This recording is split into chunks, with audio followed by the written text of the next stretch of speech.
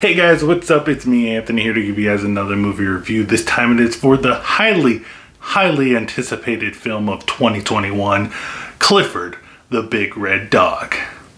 It's good to be back. So guys, how you been? It's been a while, you know. I was on a vacation, if you didn't know already, hence the no uploading. But me and my wife went on vacation to Universal Studios Hollywood, and we had a great time. It's been a long time since we've been there, and it's been a long time since we've taken a vacation in general because, you know, COVID. And you know, I learned a lot about movies while I was on my trip at Universal, especially on the studio tour. You get a lot of information there. And you know what? You know, I just see all my fellow colleagues as critics on YouTube. I don't really consider myself a critic. I'm just a random dude that talks about movies. I don't have any power, any sway. I don't work for any company. I'm just a dude sitting here talking about movies. But, you know, I feel like we as people that talk about movies on the internet, you know, you just gotta lighten up. We gotta lighten up, and we just gotta you know, if a movie's bad, we don't like it, just move on, you know? Don't linger on the movie like, oh, you know, this is what's wrong with the world and stuff. Forget, it's just a bad movie. You don't like it, somebody else will like it. That's good. If somebody else likes a movie I don't like, that's fine. Anyways, let's talk about Clifford, okay? Let's talk about Clifford the Big Red Dog. I saw this movie, and it's a movie. You know, after all the knowledge I've learned about making movies, I'm pretty sure that this one was probably hard to make, but it's okay. So Clifford the Big Red Dog is based off the successful book, at least successful when I was a kid, and it tells the story of a giant red dog that is loved by everyone, but is somewhat misunderstood in the beginning. Clifford befriends a young girl named Emily, and they go on shenanigan adventures with her stupid uncle, who can't get a job and who lives in a van. Pretty much sounds like a random dude that I would know, just trying to survive in this world. So what did I think about Clifford the Big Red Dog? Well, I think it's okay. I don't think it's the worst movie that I've ever seen, especially not the worst movie that I've seen in 2021. We'll talk about those movies shortly. But I think this is just a harmless kid's flick. And I know a lot of people get offended when people say it's just a kid's flick, but this one really is. I mean, think about it. Think about the movies that you watched as kids. Think about the movies that you really enjoyed and thought they were the greatest movie in the world when you were kids. You watch them now when you're a little bit older, most of the time, they don't really hold up. And I think Clifford will fall into that category once it's all said and done. Once the kids that grew up on Clifford and really have fond memories of it, when they grow up and become my age and start talking on YouTube, hopefully they don't do that. They'll probably look back on it and say, you know, I had fond memories about it, but this movie isn't really that good. And that's okay. I mean, it's not for me. This movie isn't for me. You know, it's probably not for you watching this. I see my demographics on the YouTube analytics, and you're probably in the same boat as me. It's not going to be for you. But if you have kids, you know, I think this is a harmless, fun movie that you can show them. You know, you can finally take a nap for an hour and 30 minutes of the runtime of this movie. But if I want to put my like analytical hat on and just talk about the pros and cons about it, I guess I'll do that. Clifford the Big Red Dog. How is he? Does the CGI that they use to make Clifford, is it bad? I think it's good. I mean, if you've seen the trailers, you kind of can see that it looks like a CGI dog, like a modern day CGI dog. Try looking back in the early 2000s of CGI animals.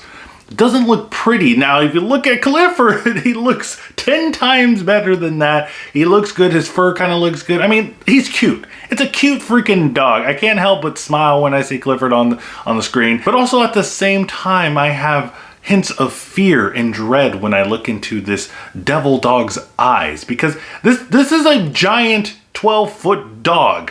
And if you have had a dog or if you've been around dogs, they're kind of dumb, they're kind of clumsy. And I can only imagine the horrors that would happen with, you know, this poor dog, this poor giant dog just wanted to play with tiny humans. Or a tiny dog, in fact. Accidental stepping on people, accidental stepping on animals, crushing them. The possibilities are endless. But Clifford is good, and that's pretty much where the positivity stops with this movie. Because the rest of the movie, nah, it's not good. It's not good. And again, like I said, It's not the worst movie I've seen. It's not, it's not trying to be an Oscar-nominated film. It's just a throwaway kids film. But I think the main problem that I have personally with this film is that it's a generic film. We've seen this story before. We've seen these characters before. We've seen the message before. It's nothing new. And I have no problem with movies that are generic and are similar to certain other movies. But sometimes movies that do kind of copy that same mold as a different film, they have a certain unique twist to them that makes them stand out. For example, a fairly new movie that just came out called Spencer. This is a biopic. We've seen a biopic hundreds of times. Every year we get a biopic movie that's trying to win an Oscar in some kind of category. But for Spencer, this one stands out because of the unique performance by Kristen Stewart, So everybody's talking about Kristen Stewart as her first time being nominated as a Best Actress, her haunting performance of Diana. Everything about that. That's the unique twist that they have for Spencer. And you take a movie like John Wick, a generic revenge story about an assassin dude. We've seen this before, right? But what makes it unique about this film is Keanu Reeves' luscious hair. I mean that's unique enough. I also have to kind of brag a little bit because I kind of predicted something that was going to happen in this movie. When the trailer of this movie first came out, I took a screenshot of this guy, and I knew he was going to be the villain. I knew he was going to be the villain. I was like, I even did a tweet that did fairly well, if I may add. And I said, this is the guy that's going to be that dude, that bad guy that just looks at this dog and says, this dog's going to make me money, right? I was totally right. So the next time they release a live action version of a beloved child book, Curious George, I'm looking at you. I'll know who the villain of the movie is. But overall, guys, I thought that Clifford the Big Red Dog it's all right. It's okay. I'm not gonna watch this ever again. Maybe if they end up making 10 Clifford films, I'll eventually watch all of them and make a rank list. I don't know. I kind of wish that I didn't say that because now they're probably gonna do it. But guys, let me know what you think of Clifford the Big Red Dog in the comments down below. Did you like it? Did you hate it?